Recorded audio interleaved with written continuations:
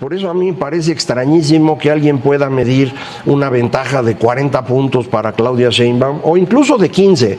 No digo que todos los encuestadores hagan trampa, ni mucho menos, los de 40 sí hacen trampa, pero los que miden 15 o 12 también están teniendo problemas de medición, Guillermo, porque mucha gente no está queriendo contestar a las encuestas porque los que los visitan con frecuencia son los siervos de la nación, estos de Morena que van a ofrecerles que les van a dar más dinero y demás, y la gente no está segura si el encuestador de veras es encuestador o es alguien de Morena que los anda tanteando, y entonces prefieren decir que votan por Morena. Transformación pacífica del país. ¿Qué tal, amigos y amigas? Bienvenidos a una nueva videoinformación más, bienvenidos a su canal Pregoneros 4T. En esta ocasión les traemos este video de este personaje que ustedes recordarán que era uno de los asesores de Berta Xóchitl Gálvez Ruiz, candidata de El PRIAN, o bueno, ya ex candidata y ahora totalmente pues desapercibida, perdida, mis estimados pregoneros, al igual que Santiago Taboada. Esto es lo que decía este asesor de Xóchitl, mis estimados pregoneros, Macario Esquetino, hablando de que los programas sociales no deberían de ser para todas las personas. Así hundía a su propia candidata, a Berta Xóchitl Gálvez Ruiz, y esa es la manera de cómo nos alertaban de que si ellos llegaban al poder podían quitar los programas sociales, mis estimados amigas y amigos pregoneros. Y escuchen de qué manera ahora, hasta diciendo en varios medios de que las encuestas pues no eran acertadas, que estaban inflando mucho la ventaja según de la doctora Claudia Sheinbaum Pardo, y también el tema de que no desperdiciemos el tiempo en los jóvenes, a los jóvenes no les interesa el país. Pues ahí está ahora llorando, mis estimados amigas y amigos pregoneros, en esta entrevista que dio luego de estas elecciones del pasado domingo 2 de junio, y así llora por esta aplastante y brutal paliza, derrota que se llevó su candidata. Vamos a escucharlo. Y una vez derrotando el berrinche de López Obrador, que esperamos que ocurra, habrá que tomar ciertas medidas. Nuestro problema más grande en este momento es el gasto que estamos haciendo en pensiones. Pensiones del Seguro Social, pensiones del ISSSTE y las pensiones de los viejitos que se han agregado. La suma de las pensiones equivale a 2 billones de pesos. Ese es exactamente el déficit que tendremos este año.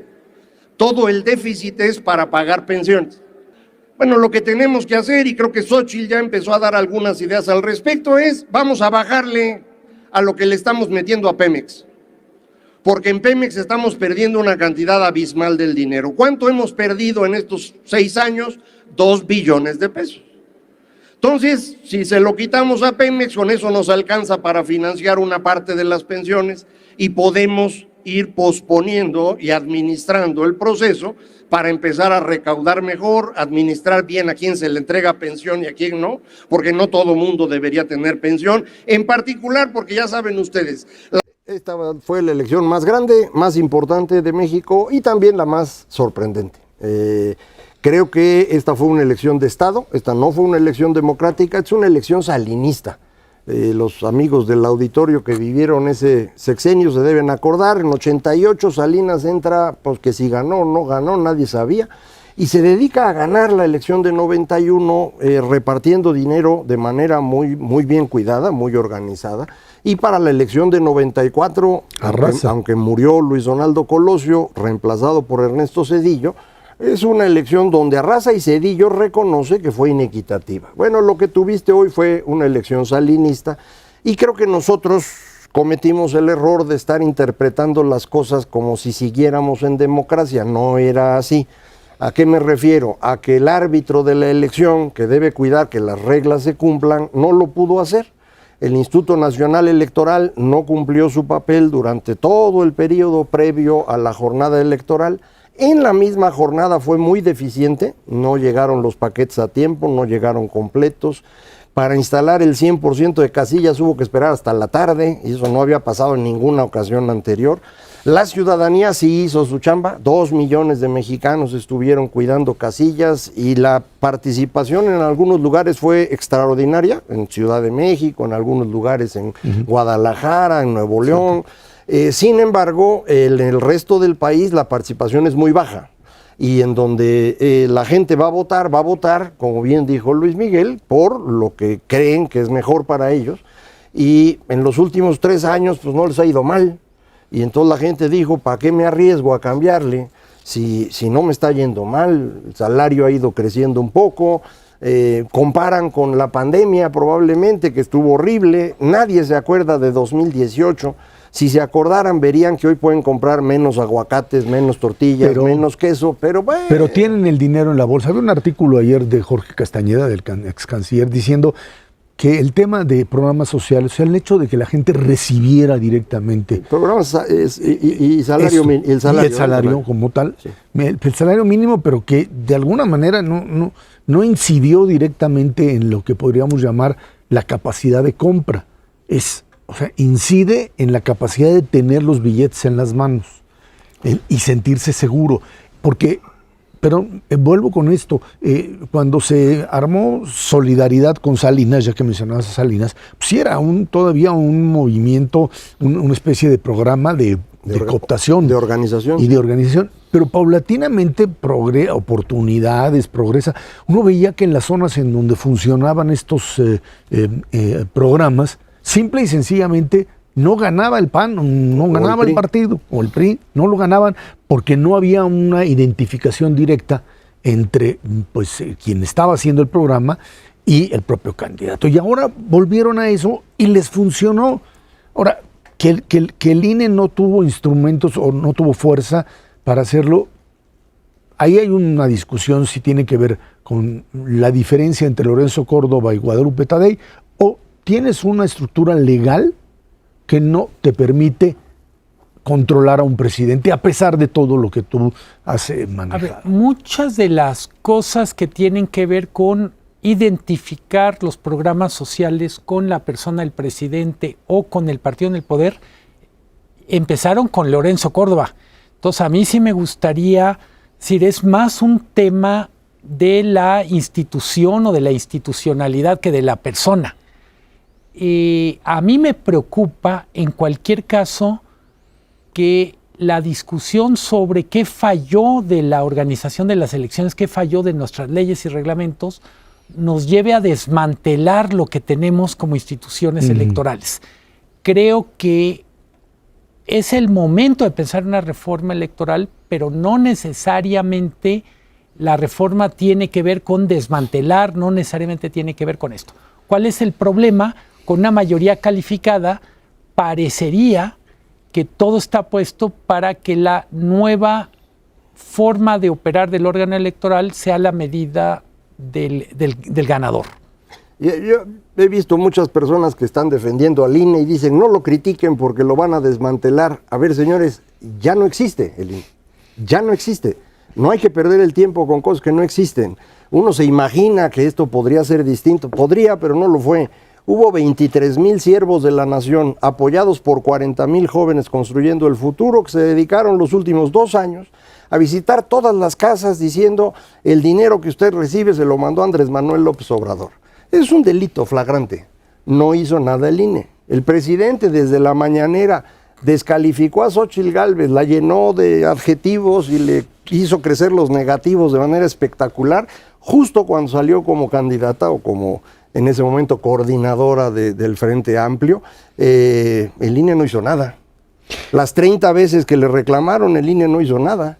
La señora Tadei cuando llega corre a todos los que están a cargo de la operación, no hablemos de los consejeros, y tardaron en reemplazar y al día de hoy ni siquiera están nombrados, son interinos. Entonces, pensar que el INE sigue existiendo y que este país es una democracia es una ilusión, ¿eh? Ahora, espérate, Magario, pero en ese sentido, lo que a mí me queda claro es que todo este tipo de irregularidades que tú planteas, primero la del presidente, yo creo que como en Estados Unidos y en Europa, los presidentes tendrían que tener derecho de hacer campaña por su partido. Me queda claro que esa es una tontería espectacular que se hizo a raíz del tema del 2006, ¿no? Del mito fundacional del 2006 del fraude electoral, que no existió, como no existió en este momento un fraude, en el sentido de que la voluntad popular se cambió. Tú puedes decir, la influyeron, la compraron, le metieron, lo que tú quieras. Si tú como oposición no tuviste la fuerza para parar y decir, así no juego, aceptaste las reglas del juego y en ese sentido tienes que asumir directamente las consecuencias. A ver, leí el artículo de Jorge Castañeda al que te refieres. No solo es una cuestión de dinero. Creo que la narrativa del partido en el poder fue mucho más poderosa que la narrativa de la oposición. Es un asunto de cuál país estamos habitando, cuál país queremos habitar, quién se siente más representado. Y hay que decir, no, en muchos sentidos esta narrativa que nos puede molestar, por ejemplo, la polarización, hace eco con una parte de la población que siente que le llegó la suya después de muchos años de no ser tomado en cuenta en el discurso. Se les dio simbólicamente cosas que no tenían. Hay que decir, no solo es dinero, es un relato mucho más poderoso que el de la oposición. Cuando la oposición no podía contestar preguntas tales como ¿por qué el PRI y el PAN están unidos? ¿Qué los une? Pero, a ver, yo creo que para el ciudadano común y corriente esta idea de que se votó contra el PRIAN porque el PRIAN representa el pasado, yo creo que esa parte no es un elemento que toma consideración. No, sí fue. Espérame. A ver, déjame. Sí. Yo creo que el elemento fundamental, más que lo que representan PRI, PAN, PRD, es lo que no representan. O sea, o ambas cosas. Bueno, en una de esas, porque finalmente la ciudadanía de Xóchitl, etcétera, y el movimiento, Frente Cívico y todo, la ciudadanía en las calles, esas concentraciones no necesariamente te llevan votos, pero digamos que ahí la ciudadanía participó. Pero los partidos políticos como PAN, PRI, PRD, parece que los cuadros de ellos desaparecieron. No tuvieron capacidad de salir. No tuvieron capacidad de enfrentar, de ser lo que cada uno de ellos suponía sus propias bases. Y esta es una combinación, está bien, puedes decir que el gobierno en los últimos 5 años despegó a la oposición, pero es una oposición que simple y sencillamente como partido político tuvo que rebajarse al grado de aceptar a Xóchitl Gálvez, que no era lo que querían, y después, no sé si voluntaria o involuntariamente, por acción o por omisión, pero simple y sencillamente fueron a buscar sus lugares en el Congreso y decir, ahí te ves. A ver, la coalición entre la ciudadanía y los 3 partidos políticos era una apuesta muy riesgosa, que partía de la idea de que la candidata ciudadana y los ciudadanos que la impulsaban podrían dar este discurso novedoso, mientras que los partidos políticos aportarían la estructura territorial para poder ganar. No hubo estructura territorial. Eso es. El PAN gana en el Bajío, donde tiene algo en Aguascalientes, Guanajuato, Querétaro. El PRI gana en Nuevo León, cachitos, y a lo mejor compite un poco en Jalisco. Y eso es todo lo que hay, ¿eh? No hay más. Yo tenía la noticia, la información de que en Veracruz las bases priistas antiguas se habían regresado a apoyar a Pepe Yunes. Pues no existieron, según parece. Aquí en Ciudad de México había yo oído que las bases que tenían muchos años, expriistas, perredistas, morenistas, se habían movido a apoyar a Taboada, pues parece que tampoco ocurrió. No hubo trabajo de campo. Y no me refiero al día de la elección únicamente, a todo el tiempo anterior. Mientras que del lado del discurso, Xóchitl Gálvez es una política más amateur, esa era su gran virtud, alguien novedoso y fresco, pero pues trae sus defectos. Y no pudo ni imponerse a los partidos, ni construir un discurso claro, como bien decía Luis Miguel hace un momento, sino hasta ya muy al final, ya no dio tiempo. En alguna encuesta de salida nos dicen que hay 3% de quienes fueron a votar, 2 millones de mexicanos, que participaron en al menos una de las 4 marchas convocadas por la ciudadanía. O sea, hay una fuerza, 2 millones no es poca cosa. Pero convertir eso en una opción requiere muchísimo más trabajo.